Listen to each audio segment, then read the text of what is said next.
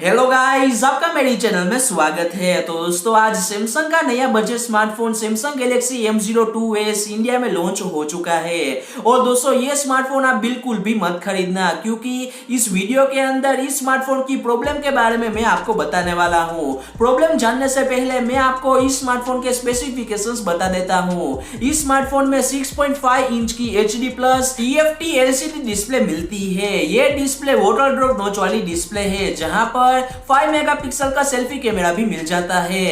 इस स्मार्टफोन के back side में हमें 3 कैमरे मिलते हैं, जहां पर 13 मेगापिक्सल का प्राइमरी सेंसर, 2 मेगापिक्सल का मैक्रो लेंस एंड 2 मेगापिक्सल का डेप्थ सेंसर लेंस भी मिल जाता है। इस स्मार्टफोन में स्नैपड्रैगन 450 का प्रोसेसर मिलता है, जो कि 3 साल पुराना प्रोसेसर है।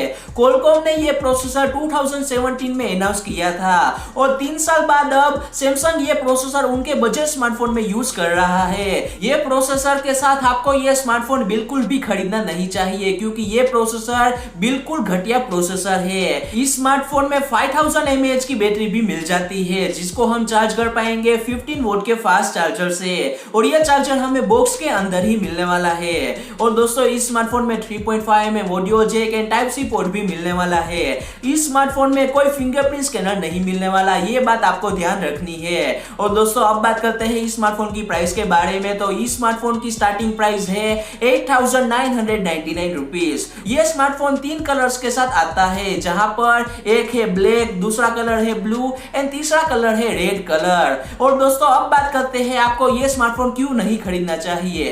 पहली प्रॉब्लम इस स्मार्टफोन में यह है कि इस स्मार्टफोन में TFT डिस्प्ले मिलती है IPS डिस्प्ले के बदले।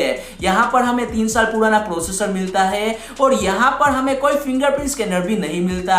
8-9 हजार रुपए में अभी काफी सारे फोन्स मार्केट में अवेलेबल है। उन सभी स्मार्टफोन्स में फिंगरप्रिंट स्कैनर मिलता है और अच्छा प्रोसेसर भी मिल जाता है।